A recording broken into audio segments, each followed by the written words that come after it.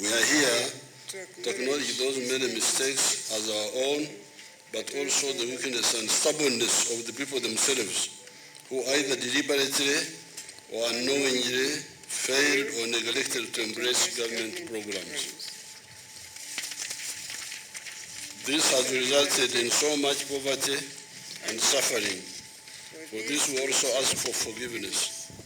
May the reconciliation between us and your people commend us into your hearts again. Lord, complete the process of forgiveness, healing, and restoration that you yourself started. We have been in some spiritual warfare here, tubadde mu lutalo olw'omwoyo wano, but we thank God that the name of Jesus is greater than any other name. Naye twebaza Mukama nti erinnya lya Yesu lisinga amannya amalala gonna. And we believe that what God wanted to birth has been birthed. Era tukkiriza nti Mukama kyeyagadde okuzaala kyazaaliddwa. And so we give him all the glory. N'olwekyo tumuwa ekitiibwa kyonna. And so there was repentance for immorality, sexual immorality, for polygamy, for corruption, and for being accountable. Era awo ne tugenda mu kwenenya olw'obwenzi, olw'okulya enguzi n'ebibi byonna ebitwetoolodde. Repentance and reconciliation for the bitter hatred, for violence, for cattle rustling, for rape, for murder, for bloodshed. There was a lot of repentance. Okwenenya okw'amaanyi naddala eri baganda baffe olw'okuba nti baali babba ente, bakwata abaana, batta abantu. The Karamojong repented to the Iteso and vice versa, the Karamojong to the Bagisu, the Karamojong to the Pokot, the Bagisu to the Bagwere, the Japadola to the Iteso. There was repentance, of course, and there was a blessing spoken over everyone. We also repented for hardness of heart and rejection of the gospel that goes back many years to when Bishop Hannington came to preach the gospel here, came through Busoga and was killed here. Ne twemenya olw'emitima egikaluba egituleetera okuba nti tuziyiza enjiri nga tuyimiridde ku kyokulabirako eky'omulabirizi Bishop Hannington bwe yajja ebuvanjuba ne tumugaana era n'attibwa n'okuttibwa ku lw'okuleeta enjiri. And we said we're not going to be hard like that name Ginger. We're not going to be hard towards the gospel. We're going to embrace the gospel. We're going to embrace our relationship with God.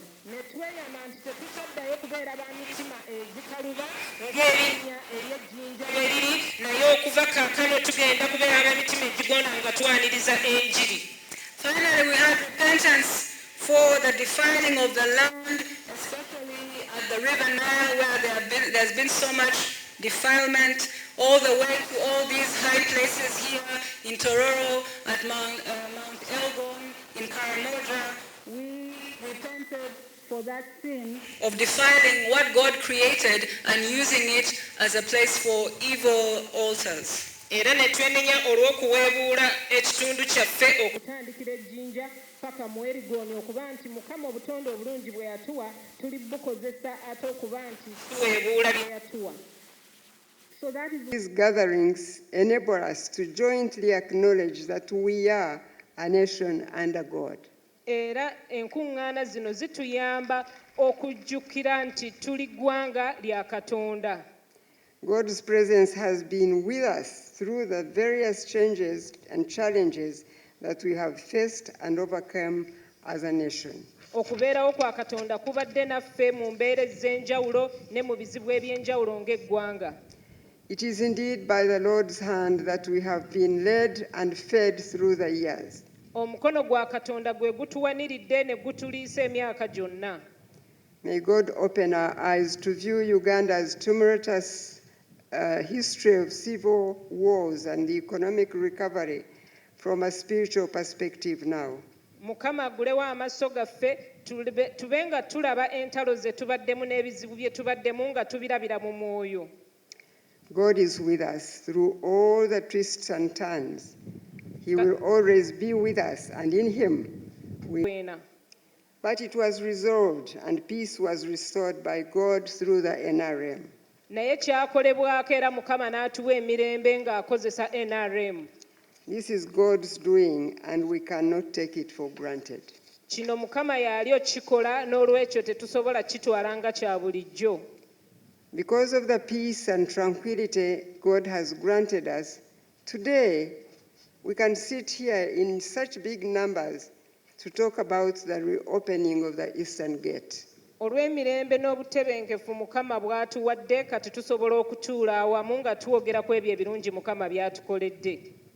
My prayer is that the Lord will open your spiritual eyes in this region to take advantage of your strategic positioning as the gateway for trade and commerce with Kenya and the rest of the world. Nze ssaala yange I challenge the church in this region to move beyond the physical confines of the church building and take advantage of this passage for trade and commerce, and teach our people to trade even as we preach the gospel. era n'abantu baffe tubayigirize okukola mu kwongereza ku njiri gye tubabuulira. I pray that the children in this region Nti abaana b'ekitundu kino will now have the offered opportunity to access education through UPE and USE with God's help. bajja kwetwalira akakisa kano okuba nti basoma nga bakozesa UPE ne USE nga Mukama abayamba. That education will be a blessing, that it ought to be for our children who are our future. Okusoma kuleeta omukisa ogulina okuleetebwa abo abasomye eri abaana baffe abagenda okutukulembera mu maaso eyo. That we may look to the future with confidence. Nti tutunuulire gye tulaga nga tulina obuvumu.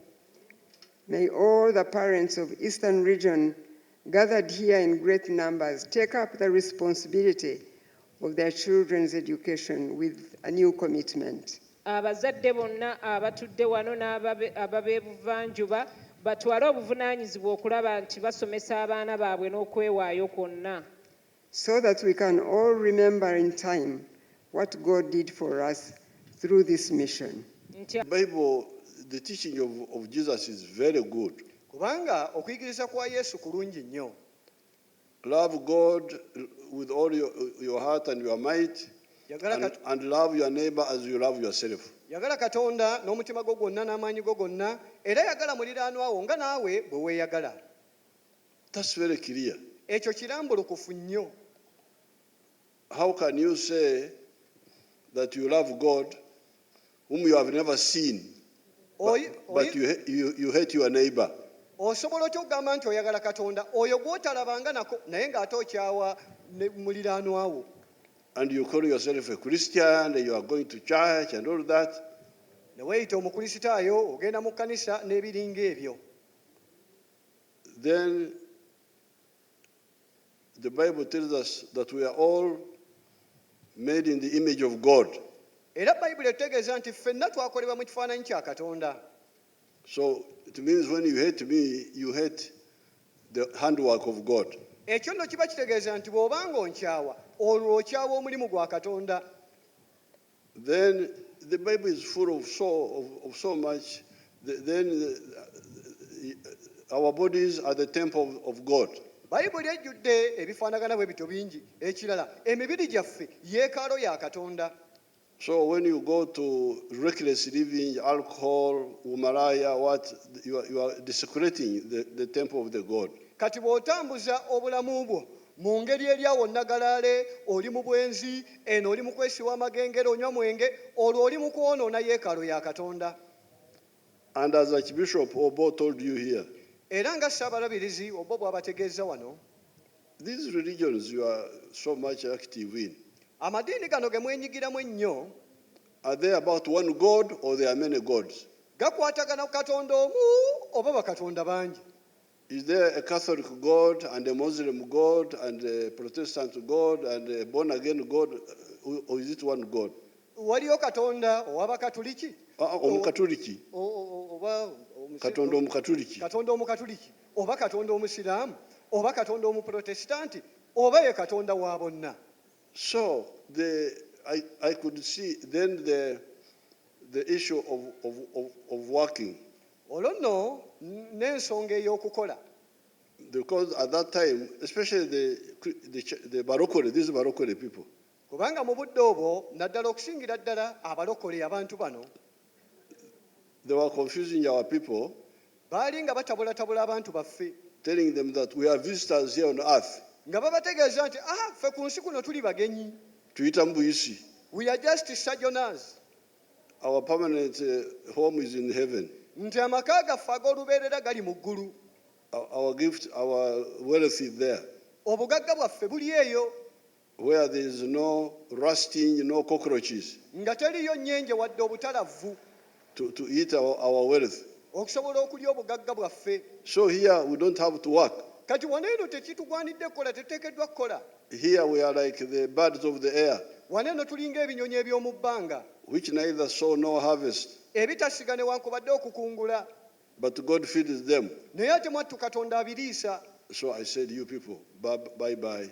Naye abantu mmwe mweraba, I just pulled away. ne mbivaamu. Of course, that's why we said, we the NRM, we don't care whether you are a Catholic, you are a Protestant, you are a Muslim, you are this tribe or that tribe. What we care about is whether you are a good person or a bad person. Kyova olaba nti ffe nga NRM tetufaayo oba oli wa nzikiriza ki oba nzikiriza kiki oba oli wa ggwanga ki oba ggwanga ki. Ffe kye tulondoola era kye tufaako kye kino, oli muntu mulungi. And on the question of wealth creation, Era ku kibuuzo eky'okutonda obugagga, I would use the example of the parable of the talents. nja kukozesa ekyokulabirako ekyolugero olwa talanta. Nali nkozesa. I was using the example of the parable of talents. You put it in a good Luganda. Nali nkozesa ekyokulabirako ekyolugero olwa talanta. Yes, the one you are given talents, like you are talking now here. Eastern region has got a lot of wealth, water, land, minerals. These are the talents God gave us here. Kakati Katonda yatuwa talanta ekyokulabirako eno ebuvanjuba bwa Uganda. Katonda yabawa talanta, yabawa amazzi, abawadde obugagga obw'ensibo, obugagga obw'omu ttaka n'ebiringa ebyo. But if you don't use the talents, naye bwe mutakozesa zi talanta, God will not be happy with you. Katonda tajja kubasanyukira. So this is actually the message we came with from the bush. Era amazima buno bwe bubaka bwe twajja nabwo okuva mu nsiko.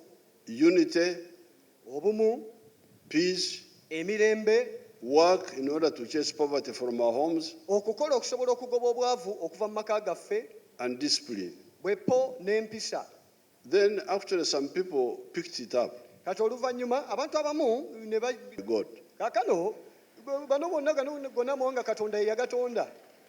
So me, how can I want, and I say I'm a Christian, Kati nze kisoboka kitya okugamba nti ndi mukristaayo and I want Mteso not to speak his dialect? nga njagala omuteesa aleme kwogera lulimi lwe,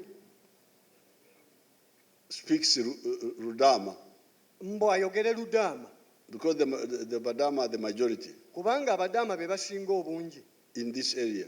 mu kitundu kino. And why would you want you, Mteso, Kati ate naawe gwe omuteesa lwaki wandyagadde Mdama not to speak his dialect? Omudaama obutayogera lulimi lwe? For me, I enjoy them. Nze zinnyumira. Wherever I go, I speak the local language. Wonna we ŋŋenda njogera olulimi olw'ekitundu ekyo. So therefore, I'm very happy to know that you came here and you seem to have been convicted. N'olw'ensonga eyo nsanyuse nnyo nti nno mwasobodde okujja mu kifo kino era nga nzikiriza mwenna mulumiriziddwa.